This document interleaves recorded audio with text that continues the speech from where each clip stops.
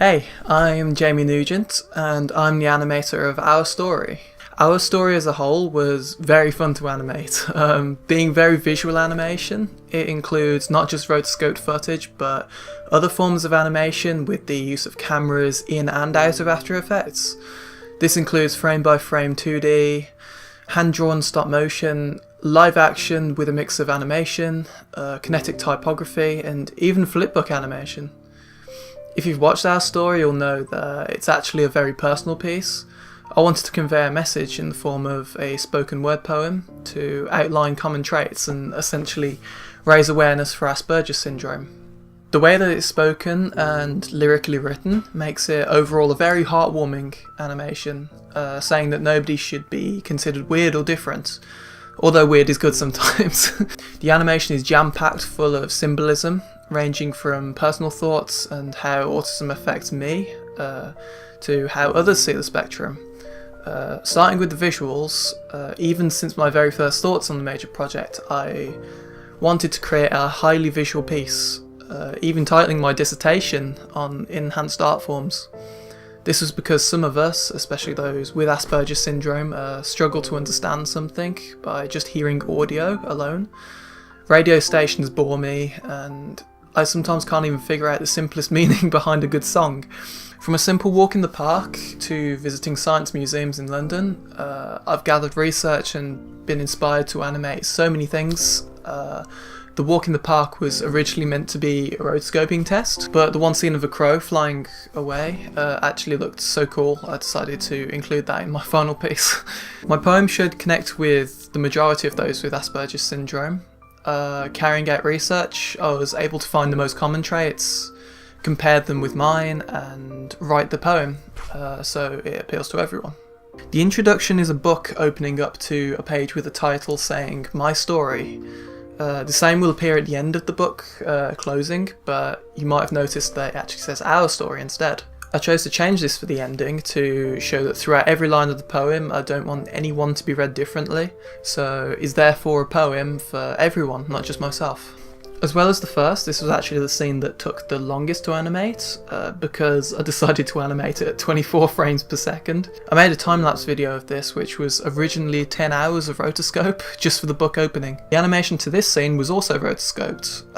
To fit with my animation, I wanted it to look more cartoony, rather than just a very obvious rotoscope. I used messages and a gun for the following scene because I feel that receiving or sending messages can be one of the most stressful ways of socialising.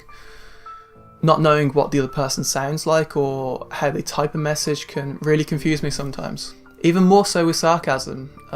In written form this can sometimes be impossible to understand.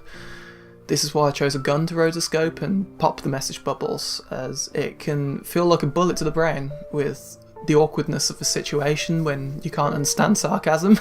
Equality. It's acceptance that makes us happy to be ourselves. I didn't want the writing to curve around a circle, so instead I used a heptagon template to measure out rotation angles needed for each word on this scene. The main character blasting off shortly after suggests that moving on from any bad moments in the past is always the best thing to do. The journey through the clouds was inspired by an animation called The Sad Man by a YouTuber I watch named Jake Lava. I decided to use an animation mix of this vanishing point technique with the seemingly never-ending feel of the intro to the TV show Adventure Time. Having Asperger's syndrome myself, I sometimes feel like an outsider. I want to join in on people's conversations and fun, even though sometimes it feels impossible to do so.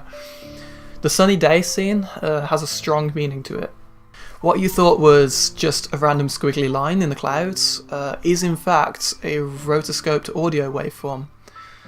If it were to be opened, it would play a sound effect for people having fun, still making it a very peaceful scene even without the sound effect. This part of the poem starts to increase the tension.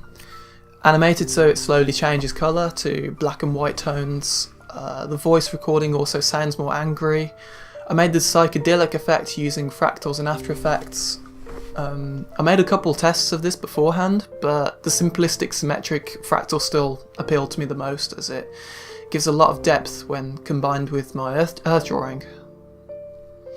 Using two different videos of a blooming rose and the other one rotting, one of my collaboration partners was able to rotoscope the footage to create a nice transition for the increasing tension. The film reel, I'd say, was the most challenging rotoscope, as it was really difficult to get the swishy looking transition I wanted. This slowly morphs into a roller coaster, which, again, like the book, used a lot of lines, but was only animated 12 frames per second this time. I use a rusty texture looking fills, which went well with the background. The background was basically a load of paper which was tea and coffee stained. This led up to the scene, including the photograph talking about past and memory, so I wanted this scene to have a vintage sort of look to it. Even toning the live action to black and white after keying the green screen, the text spelling out remember isn't actually hand drawn. I masked this out after downloading the text file from cooltext.com, which is a text and font generator I use for the majority of text for my projects. I chose to animate a roller coaster and film reel for this scene because roller coasters are fun. For most people, anyway. Just like a track or journey are also remembered forever, so animating a film reel, transitioning into this, creates a reference to photographic memory. The photograph of a tree symbolises being unique. Just like people, no tree is the same. However, a family tree is what brings each individual together, so I wanted to include this to show people may be different, but it never means they should be alone. The way I animated the dancers was inspired by two things. One, funnily enough, being a bus advertisement. The second being a personal thought, which I'm pretty sure has a part to play on how Asperger's syndrome affects me. But every strong memory, I think, is usually linked with something sensual alongside it. For example, my earliest memory involves me watching a solar eclipse when I was just 4 years old. I vividly remember eating jammy smiley face biscuits at the time, similar to a year later when I remember travelling up Ben Nevis in a cable car with my parents. This time I was eating party rings. So I strongly feel that eating food, listening to a certain song, or feeling a dramatic change in temperature sometimes will make it more likely to make a memorable moment last. This is why I chose a selection of mainly fruit and vegetables to mask onto the dancers for this scene. Fruit and veg are both edible and come in a wide variety of colours. With the dancer having synesthesia, she was able to tell me what colour each dance seemed to her. The gentle, slower dances tend to have cooler tones like blue and lilac, but the faster, more interesting looking dances having more vibrant colours like orange and green. Synesthesia meant that she was just able to see this more clearly. The background to this scene was really fun to film. Using Pyrex dish, Skittles and water, you can create some pretty cool patterns by filming a time-lapse. The problem I came across was not realising that the frickin' Pyrex logo was smack bang in the middle of my video.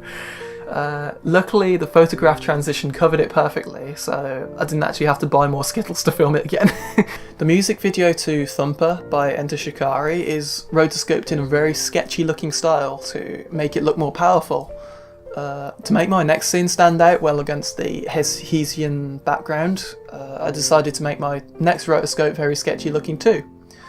This fits well with the part where my character's hit with a ball, as I was able to drastically splatter the drawing out a lot more and make it link with the poem where it says "Life without complications." On a visit to the London Science Museum, I found a display for how people think, and the visualisations for his theme were projected onto a wall. They tracked the audience's movements into little colourful balls.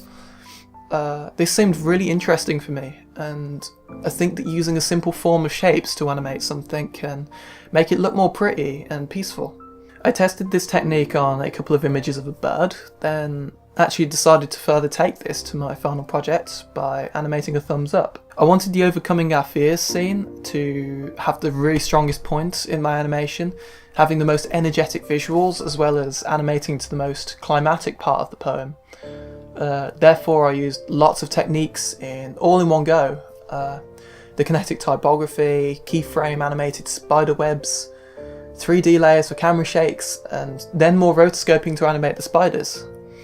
The one was originally a character called Elise from a game I love called League of Legends. She has a spider form in-game, and this is what I used as a template to rotoscope. I followed this scene with a more peaceful animation of star constellations and a colourful animation of money. This is to calm the atmosphere after it was all taken over by spiders. The background to this was done similar to the tea and coffee sequence, except this time with newspaper cutouts of anything that involved money. Just like my test of the music video I animated for Eskimo Callboy, I also decided to use paint splashes on this one too, just with the extra colour this time. Okay, so the next scene is where it all changes. So we've got animation and it's now live action. So after colour correcting using cool tones filters and upping the vibrancy, I'm really proud of how this turned out. I filmed this in my back garden, and although there were a couple interruptions every time I tried to get it perfect, I can't be mad at them though. But the point is, many people hide who they truly are. No one should feel like they have to mask their own appearance or personality. I chose to transition the animation to entirely live action at this point, after all the reassurance and empathy throughout the poem so far, just to tell the audience that it's perfectly fine to be yourself. It was around this point that I realised that I also needed to re-record the poem. I tend to have an American accent when I know I'm being filmed or watched, so this and a couple of few annoying background noises and pops meant I had to redo all of the audio. My amazing uni mentor Matt Tucker, who I had for my first and second year of uni, was able to help me with this. He just so happens to be a poet himself, so he has quite a wise and poetic sounding voice, I think, and having Asperger's syndrome himself meant he was absolutely the best person to ask for re-recording this. To go with the audio, I also needed a piece of music. I wanted a very simple piano piece which gradually got faster and faster, which Andrew Whitehead, a senior technician, kindly composed for me. So this week was full of collaboration. Abhishek, a student from second year film and animation at the time, helped me with the filming and lighting for the next two shots. The first was falling back onto a beanbag, then panning down to a view of me brushing off some animated vines. This is to go with the poem saying, "Don't let anyone change you," which again is another reference to saying that you should always just be yourself and not let your fake alter ego, aka the animated vines, take over your body. This was also collaged with animation, although you might have noticed that the animation was quite simplistic for stick figures. These were either made by 14-year-old me or one of my collaboration partners, Sebastian Brain, who is just 12 years old and also has Asperger's syndrome. I decided to include these at this point, floating around me to show that anyone can animate. Not only do I want to raise awareness for autism, but I want to kind of inspire the next generation too.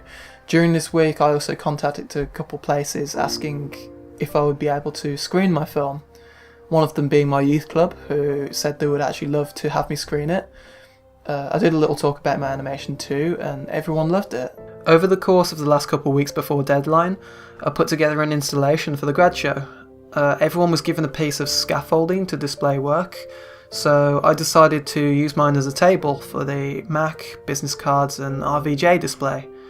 I painted the wooden shell around my display and then finally added the collage of images and annotation.